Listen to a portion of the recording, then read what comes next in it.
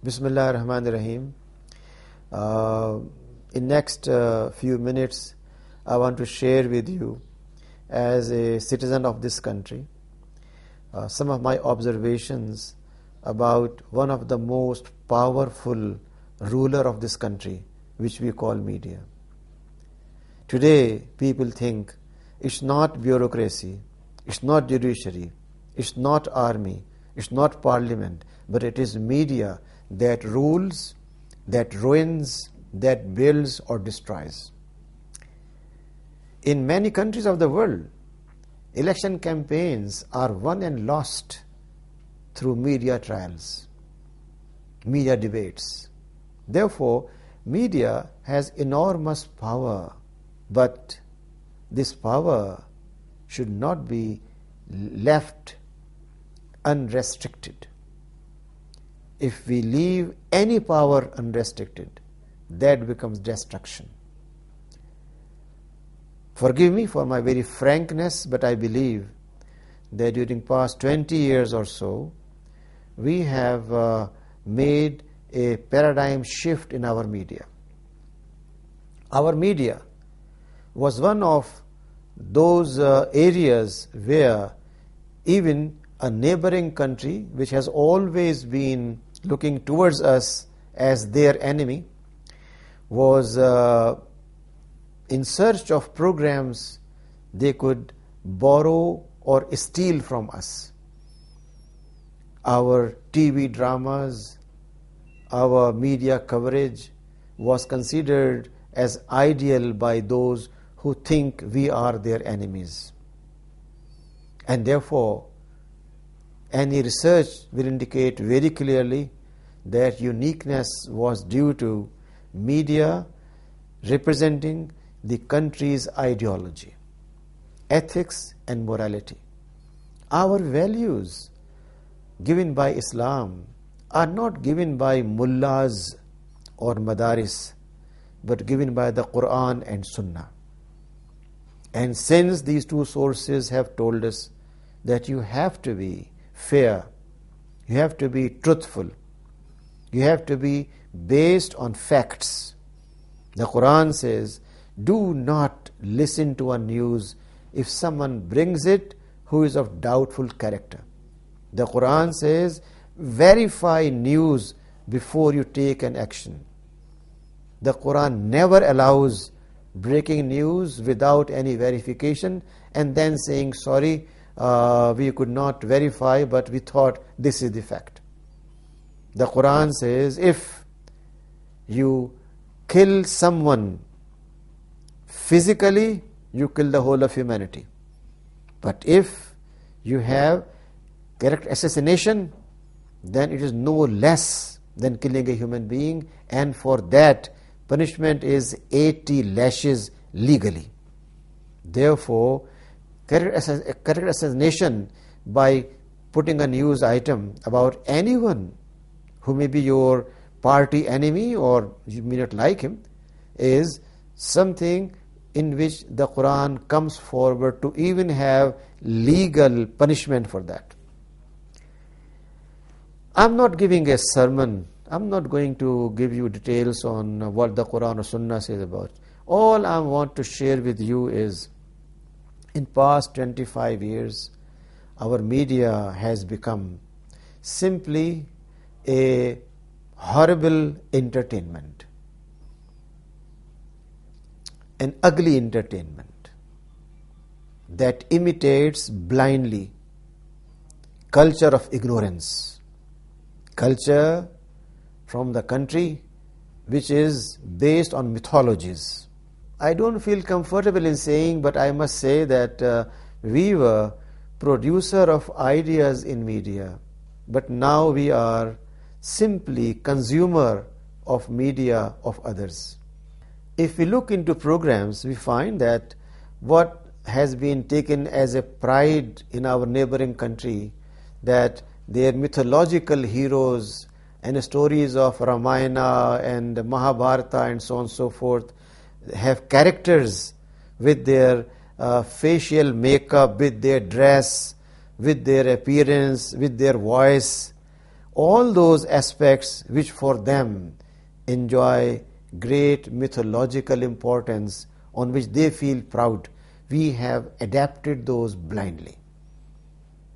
Our dress, our way of advertisements, use of language, even Urdu has been corrupted by media, by borrowing words and phrases for which Urdu has better expressions than the Sanskritized Hindi terms which are used nowadays by some anchor persons and the so-called liberal press of this country.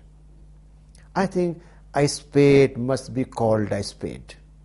It's not fair that we cover up things and keep on talking behind the walls. We need to face reality as it is. And no one can deny the fact, who knows the culture of neighboring country, who knows their mythologies, that what we are doing is essentially a replay of what others have done. We have no creativity, nothing new that we have produced. We are just trying to fill the so-called market need. We don't have the dignity to create our own market. Look at our so-called programs, given religious programs. What's the difference between selling out motorbikes and cars and selling out those religious themes by the people using one and same technique? Those huge gatherings where people go to get one mobile telephone or one gift from a cosmetics company and listen to all kind of glamorous talks with glamorous features, with the anchor persons running around stage actors. Is that really calling a dignified program? Can we call dignified program? Therefore, what we see today is not what we were when we were following our national ideology, our values of sobriety. Does not mean you never laugh, does not mean never enjoy. Tell me some programs without being personal. A program that came out when we did not have color TV, but black and white TV, and that was called Alif Noon. Was that vulgar, obscene? Was that copying the neighboring country's language and manners? Or was that following our own values, even in laughter, in jokes, in everything? I will not go into details. I think anyone who has lived in the past few years, few decades, knows very well that we were much ahead of all others in media, and now we are just behind everyone in media. Although we think we have more channels, although we think we have more anchor persons, although we think we are making more money. The issue of ranking, again, is a very tricky matter. People think that ranking is everything, and they can increase their ranking by making more and more sensationalism. I think this is a very shallow approach. Media must create a sense of understanding. And I am sure even today, if media, one single channel, takes a serious approach, within next few months, not years, they can be at the top with their ethics and moral standards observed. In this country, people are not for vulgarity, although media may have a tilt towards that, but they are more for sobriety, honesty and fairness. Our people are extremely simple, responsive and kind. Good is in their heart, but if they keep on watching 24 hours music, scenes of vulgarity, obscenity, men and women mixing together, which is against our basic culture, basic values, then ultimately they are influenced by it. And those who influence are accountable for spreading evil in this world and life hereafter. Therefore, with a sense of responsibility, we need to look into a paradigm shift needed in the media. I still search around and try to find out one single channel who would address the real problems of this country. The real problem is not what political leaders are saying. Real problems are how honest we are to ourselves, to our family, to our society, to our Allah subhanahu wa ta'ala, our creator. And on that, hundreds of programs can be developed. The real issue is why in this country, in monsoons, we have floods and rains, but we never have small dams. We always think of a huge dam that requires enormous funding from outside. We never think of small dams which we can build ourselves from the rainwater, from monsoon rains, and ultimately use that for irrigation, for power generation, for turning the country into a unique place where no power failures can take place. The real issue is health. How many of the people who can afford to go to a 5-star hospital and pay for one day what they pay in the highest ranking of hotel in our country for one day for their private room, and then for medication and surgery? How many of people can afford that? What's happening to the common man? Have we taken care of that? Have we focused on those aspects, not in a way of creating frustration, but in a way how we can solve that problem?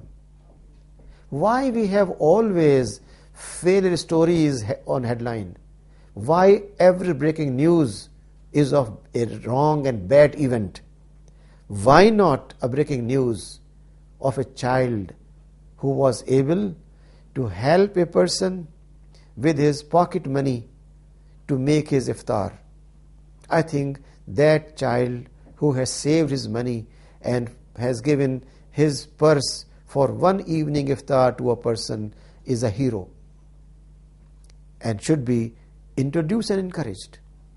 Why that teacher who is in a village and who comes on time, who teaches young children how to read, how to write with an ethical message of honesty, and not just what you find in O-level and A-level books borrowed from outside with borrowed ideology, with borrowed ideas, with borrowed ethics.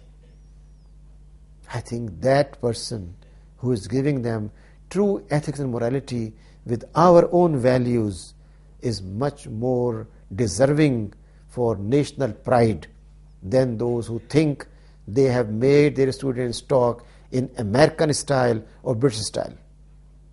These are the issues. Women. We always talk about empowerment of women, and we define that in terms of their imitation of the West. The more they have westernized look, the more we think we are empowered. And that is a basic flaw of our intellectual deviance. Everything that is Western cannot be good and cannot be always suitable for a different culture. Certain things may be, but to think empowerment means unless our women act like a Western woman is a flawed ideology, has no basis at all. Therefore, in the name of so-called gender equality, we come up with all kind of slogans, and keep on saying that again and again till it becomes part of memory. But where is gender justice? No doubt, empowerment is not confined to so-called equality.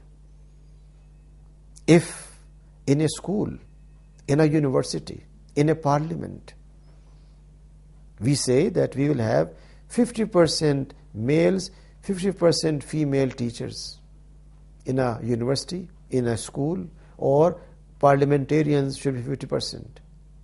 And that tells us we have reached the highest level of empowerment of humanity. Are we also fair in that?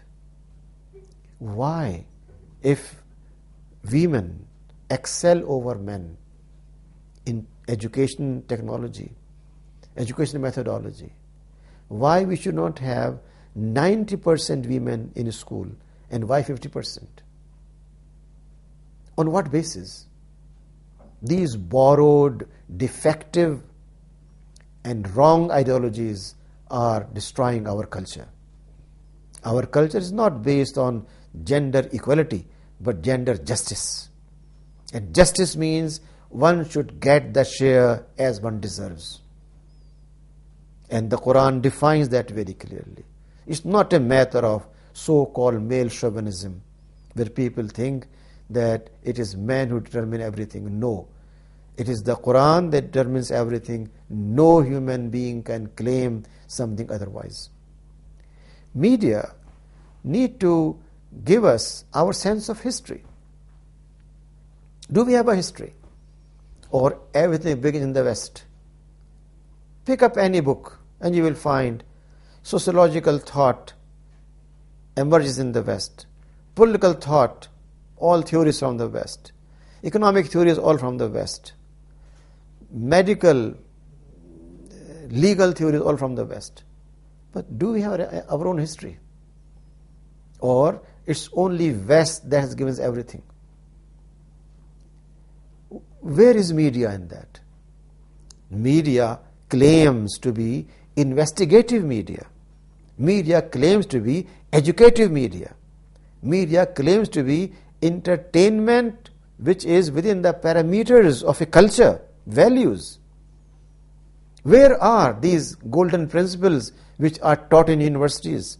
Do we apply them, practice them? Our own history, our own landmarks, where are those? We have a huge number of people who have made contribution to this country's creation. If we ask our young generation, what do they know about them? They may know about one who became Prime Minister, one who became the first Governor of Pakistan. How about others? We have remarkable events. A few miles away from here, we have a great place known as Balakot, which has a history of Shohada, who established an Islamic system there. How many people know about it? We have a rich tradition in our own national language, where every single literary expression also carries an ethical message. The whole poetry of Iqbal and Hali and many others carries that sense. But in the so-called urge to have modernity, we have tried to set aside all those values and pick up those poems, those stories, those short stories which have no relevance to our values. Literature is one of the major sources of inculcation of values. But what have we done with that? And what's the media doing about it? How many of the media products are based on our classics that are classics of ethics and morality? Has anyone ever tried to read D.P. Nazir Ahmad's novels and the message it conveys, the culture it conveys? That culture is culture of our values. Have we ever tried to even go for some very light writings like Shaukat Thanvi and many others, which have our culture? No vulgarity, no obscenity, yet entertainment. Have we tried to come for our own historical writings of Naseem Hijazi and so on and so forth? Many other aspects. Creativity requires research. It requires storyboard. It requires understanding of how you can create your own market, not just imitation of others to become like them in the market. I think there are global issues that Muslim Ummah is facing. I think the global issues Ummah is facing. What's happening in Bangladesh to those who want to use their democratic right to stand for Islamic ideology. They are crushed, they are killed, they are hanged. What's happening to Muslims in Myanmar? They are eliminated from the surface of earth. What's happening in other parts of the world, such as Egypt? A whole elected government, democratically elected, has been aborted by a military rule. And yet, how many of the channels in our country have tried to look objectively and analyze the situation, educate our own people, to caution them about such situations, and at the same time to support those movements which are for democracy in Egypt? Since it involved Islamic movement there, which was symbolizing democratic process, Islam has compelled many people to leave aside the whole process, to have a blackout of the news. But the same persons never feel tired of using the word democracy 100 times in a day. Why this discrimination? Why not the democratic process in Egypt, which was taken up by Ikhwan al-Muslimin and aborted by the army, is to be properly presented and army's rule to be condemned, while democratic efforts to be appreciated and supported? These biases need to be overcome. What's happening in Syria and Iraq? Is the so-called Islamic State a genuine phenomena? How many of the anchor persons and how many of the departments of media sciences have come up with investigative reports on that, which give an objective view, not what writer and New York Times and Washington Post and London Times and Newsweek are saying? Anyone who has just two eyes can read a general approach of the West throughout the media, which is blindly followed by the so-called Muslim media in Muslim countries. Where are we? Where is our own approach? Are we just to reproduce and represent whatever is written in New York Times and Newsweek and think we're intellectuals? Or our departments of media studies have to take care of global ummah issues? A few years back, the Gallup International in the US conducted a global survey and printed that in a book form. And that shows the global trends on how Muslims feel about Sharia, Islamic State, women empowerment, and so on and so forth. And everything there requires research and investigation. Have our media science departments ever thought to look into those aspects? Would that not sharpen their professionalism, give them a sense of identity? Is it enough that since other media schools make some stories and some projects which relate with drugs, which relate with poverty or health, and our kids also do that, we think we are doing very good work? Or we need to have our own approach in finding out what is reality, and at the same time try to come up with a message, not with a frustration but with optimism. How to create that is a matter of the eye of the camera, the mind of the producer, the mind of the writer.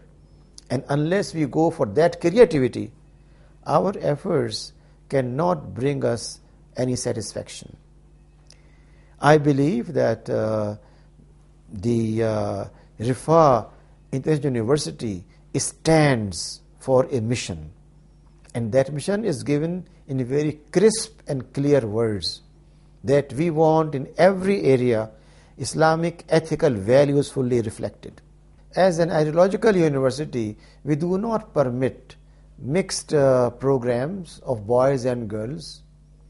We do not permit their body contact. We do not permit their sitting alone with all kind of so-called liberal attitudes. And we believe that we are proud of it. It's not a matter of claiming to be an institution which has no liberty. No, we have full liberty of expression. We believe in intellectual liberty. We believe in disagreement on issues. But at the same time, we are proud of our identity and our ideology. Therefore, our media programs need to reflect that.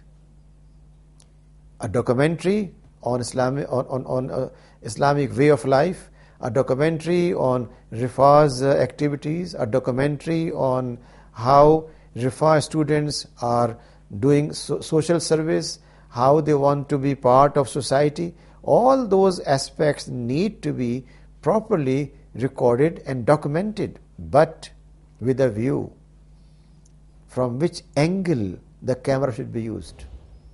I always tell my team that even in convocation, I do not allow singling out faces of girls in convocation. I have daughters, and I know many of those who have daughters would not like their daughters to be singled out in a group. These are our values. We must honor our values. And therefore, our documentaries, our programs, everything has to reflect our culture. And our culture is no other than Islam.